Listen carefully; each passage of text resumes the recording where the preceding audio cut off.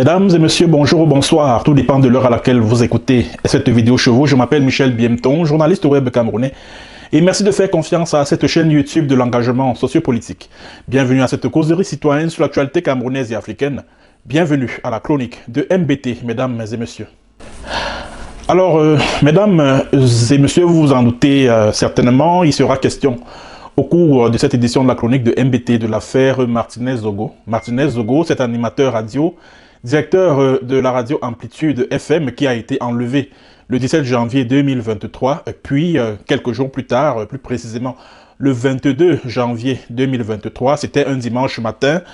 Sa dépouille en état de putréfaction très avancée a été retrouvée sur un terrain vague à Ebogo 3, aux encablures de la ville de Yaoundé. Martinez-Zogo présentait une émission de très grande écoute sur Amplitude FM appelée Embouteillage, à travers laquelle il dénonçait l'état de la société camerounaise. Il dénonçait également la malgouvernance, la corruption, les détournements de deniers publics, un sport auquel s'adonnent les dirigeants camerounais. Et c'est justement parce qu'il a révélé un scandale financier lié à la mésutilisation des lignes budgétaires 94 et 65 qu'il a été enlevé, qu'il a été filé pendant des jours, voire des semaines, enlevé, exécuté sommairement, ou si vous voulez, éliminé physiquement, et sa dépouille abandonnée sur ce fameux terrain vague d'Ebogo. Alors, plus de 2 ans après, l'on est en train de se rendre à l'évidence que l'affaire piétine, le procès avance à reculons. Les débats ne sont toujours pas ouverts depuis que le procès a démarré. Je crois que c'était en début d'année dernière, en mars 2024, pour être plus précis. Alors, ceux qui avaient considéré l'affaire Martinez-Zogo comme étant une affaire d'État, un crime d'État, n'avaient pas tout à fait tort, parce que si les débats tardent à s'ouvrir au tribunal militaire de Yaoundé, c'est tout simplement parce que l'affaire implique des personnalités influentes au sommet de l'État. Cependant, ce saut dans l'inconnu de cette procédure m'amène à me poser des questions suivantes. La dépouille de Martinez-Zogo a été retrouvée le 22 janvier 2023, comme je l'ai souligné tantôt. Et le 2 février 2023, c'est-à-dire une semaine après, la présidence de la République, plus précisément le secrétaire général à la présidence de la République, Ferdinand Ngongo, a mis sur pied une commission mixte police-gendarmerie. Et sur instruction de cette commission mixte, l'on a procédé à l'arrestation de Jean-Pierre Amourou Belinga, de Maxime Eko, de Justin Danwe et puis de certains membres du commando qui ont mené l'opération homicide, ou si vous voulez l'opération homo, comme on appelle cela dans le jargon des services secrets. La question, disais-je, qui me vient en tête est celle de savoir, mais si en l'espace de quelques jours, on a pu avoir une idée assez claire des auteurs, des commanditaires, des co-auteurs et tout cela, c'est-à-dire que la dépouille a été découverte le 22 janvier et le 2 février, on sait déjà on a déjà une idée de qui a commis l'acte, on a déjà la liste des membres du commando qui ont participé à l'opération. On sait déjà que le directeur de la DGR, le commissaire Eko, était impliqué dans l'opération. On sait que le directeur des opérations, le lieutenant-colonel Justin Danwe, a participé à l'opération. Comment cela peut être possible, surtout dans une affaire qui implique le principal service de contre-espionnage d'un pays? Comment ça peut être possible que quelques jours seulement après l'opération, qu'on puisse mettre la main sur, en l'espace de quelques jours? Comment les enquêteurs du CED, puisque c'est le secrétariat d'État à la Défense chargé de la gendarmerie nationale qui procédait aux arrestations, comment les gendarmes du CED, disais-je, ont su, en l'espace de quelques jours seulement, que c'est un tel qui a participé à l'opération, c'est un tel qui a participé à l'opération, c'est un tel. Et si en cet espace réduit de temps, si en ce laps de temps-là, on a pu avoir une idée de qui a commis le crime, qui a éliminé physiquement Martinez-Zogo, mais on ne serait pas là en train de tourner en rond depuis plus de 2 ans. Les débats seraient déjà très avancés au niveau du tribunal militaire de Yaoundé. Mais depuis que le procès s'est ouvert, ça va faire bientôt 1 an, on ne fait que renvoyer. On passe d'un renvoi à un autre, d'un renvoi à un autre. Qui a peur? Qui a peur que la vérité se sache? Qui a intérêt à ce que les débats dans cette affaire n'aient jamais lieu au tribunal militaire de Yaoundé? Qui a intérêt à cela? On a arrêté les Jean-Pierre Amourou Belinga, on a arrêté Maxime Ekoueko, on a arrêté Dangwe, ils sont en prison. Et il y a même eu un juge, le tout premier juge, Sikatsi Kamwo, qui a été limogé et puis affecté, je ne sais pas où, c'est dans la Damawa ou c'est au nord là et tout. Parce qu'il a voulu mener l'enquête dans les règles de l'art. Et cette enquête l'a conduit sur la piste du clan de l'homme à la punk, Ferdinand Ngongo. D'où l'arrestation de Martin Savon, dont la proximité avec le tout-puissant secrétaire général à la présidence de la République n'est plus à démontrer. On nous a longtemps chanté que c'est au sous-sol de l'immeuble Ekan, c'est-à-dire que l'immeuble appartenant à Jean-Pierre Amourou Belinga, que Martinez Zogo a subi tous ces sévices cruels sur lesquels je n'aimerais pas revenir ici. Mais avec le recul, on se rend compte que le sous-sol de l'immeuble Ekan n'a jamais été la scène du crime. Jamais. Et en plus de cela, on s'est rendu compte que Martin Savon a joué un rôle central dans cette opération-là. On s'est rendu compte que c'est Martin Savon qui était chargé de distribuer, redistribuer le pactole, la somme d'argent qui a été prévue pour les membres du commando, qui s'est mobilisé pour l'élimination physique de Martinez Zogo. On s'est rendu compte avec le recul que pendant l'opération, les données mobiles du membre du commando ont été restreintes par les principales compagnies de téléphonie mobile au Cameroun. Je ne vais pas citer les noms ici. On s'est également rendu compte de ce que c'est non loin de la résidence de Martin Savon à Ewankan, au lieu de chez le douanier, que Martinez Zogo a été éliminé physiquement.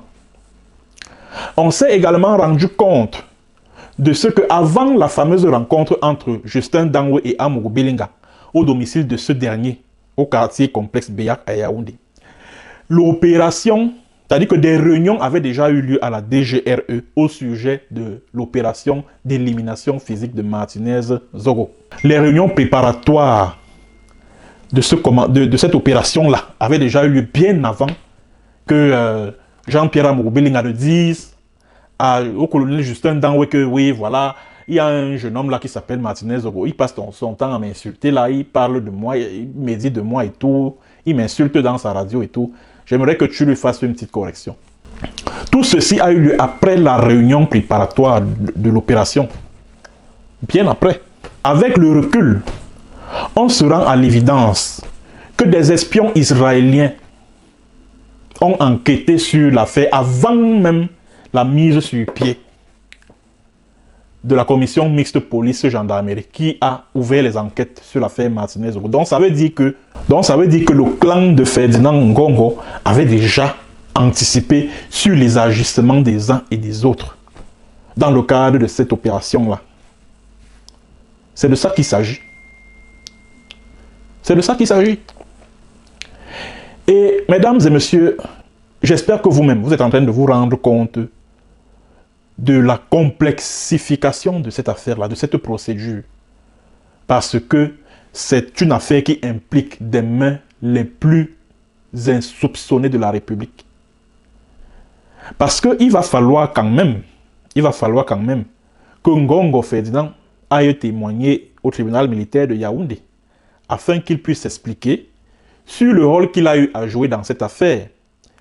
Il faut que Betty Assomo et Galax Etoga, Betty Assomo c'est le ministre de la Défense et Galax Etoga c'est le secrétaire d'État à la Défense chargé de la gendarmerie nationale. Il faut qu'ils expliquent au peuple camerounais dans quelles circonstances est-ce qu'ils ont fait interpeller le directeur, l'ex-directeur de la DGR, le commissaire Ekoueko Maxime. S'il était impliqué dans l'affaire Martinez Zogo, pourquoi lui parler d'une enquête sur un trafic de drogue et d'armes impliquant des agents de la DGR?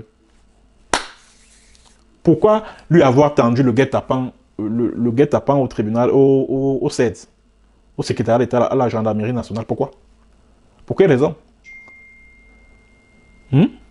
Pour quelle raison?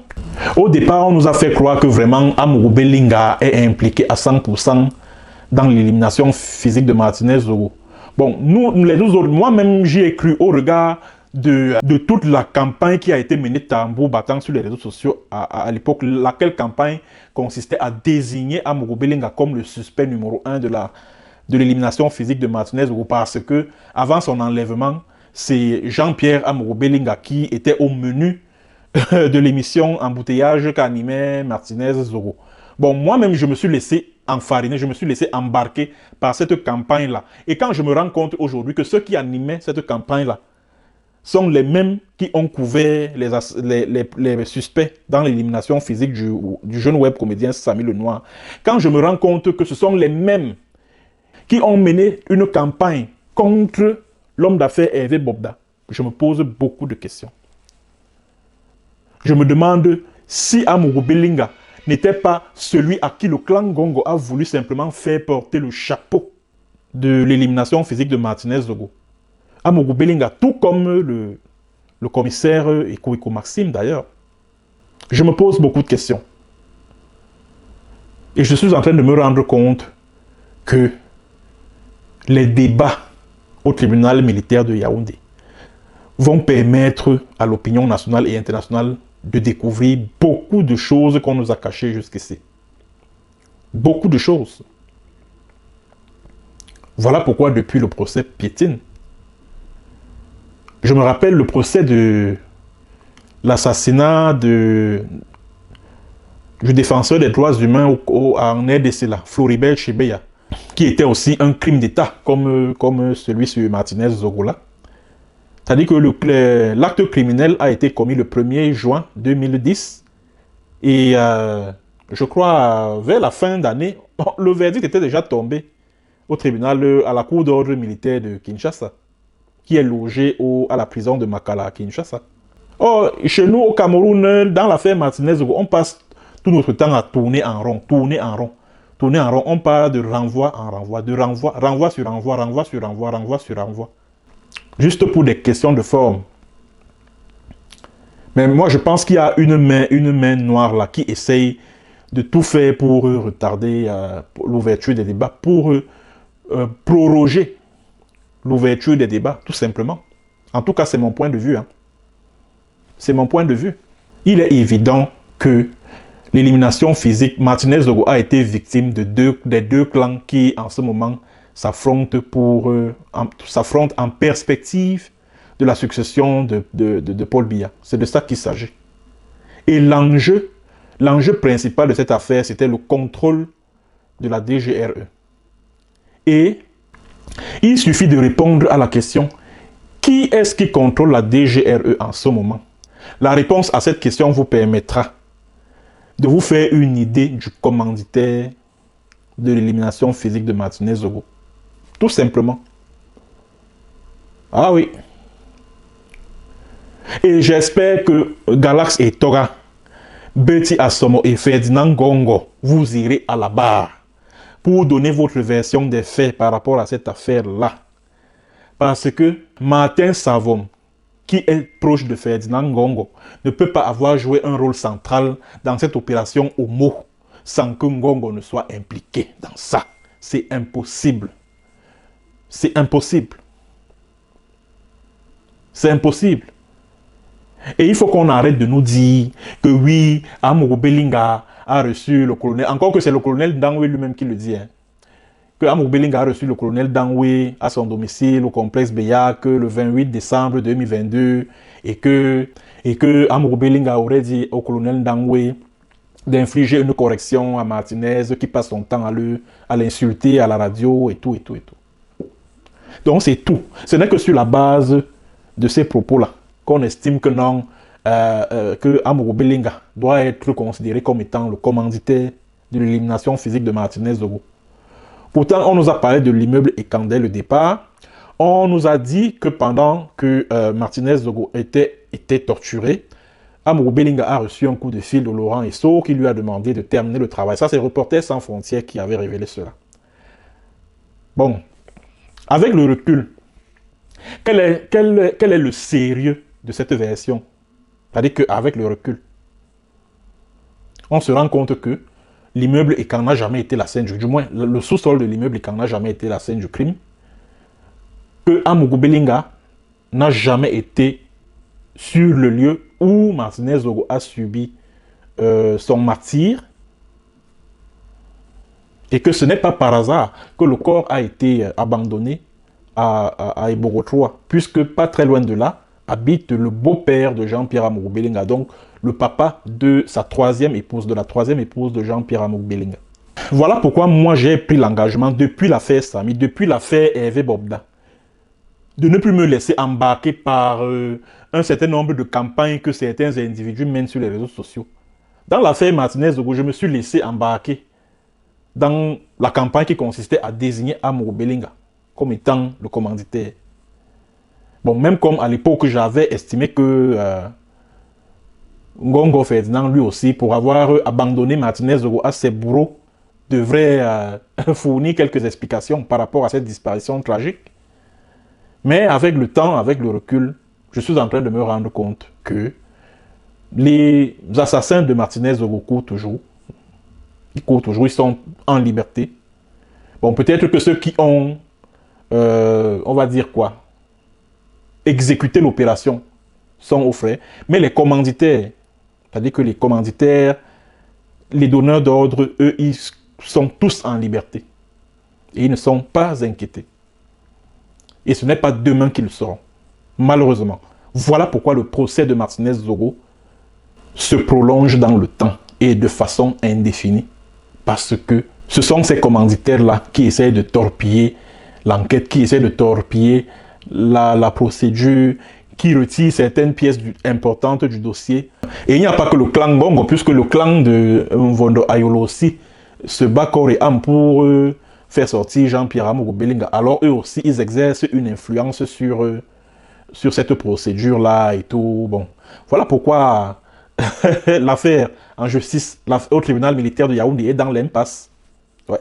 Parce que ce sont deux clans qui se bagarrent, qui se battent pour sauver la tête d'un tel ou d'un tel autre qui est accusé dans cette affaire. Voilà, c'est de ça qu'il s'agit. Bon, mesdames et messieurs, c'est ce que j'ai voulu dire par rapport à cette affaire Martinez Zogo. Merci d'avoir suivi. N'oubliez pas de partager la vidéo au maximum. À ceux qui viennent de nous rejoindre sur cette chaîne YouTube, il suffit simplement de cliquer sur le bouton noir s'abonner et puis sur la cloche de notification pour ne rien rater de nos prochaines éditions de la chronique de MBT. Allez, portez-vous bien et à très bientôt. Au revoir.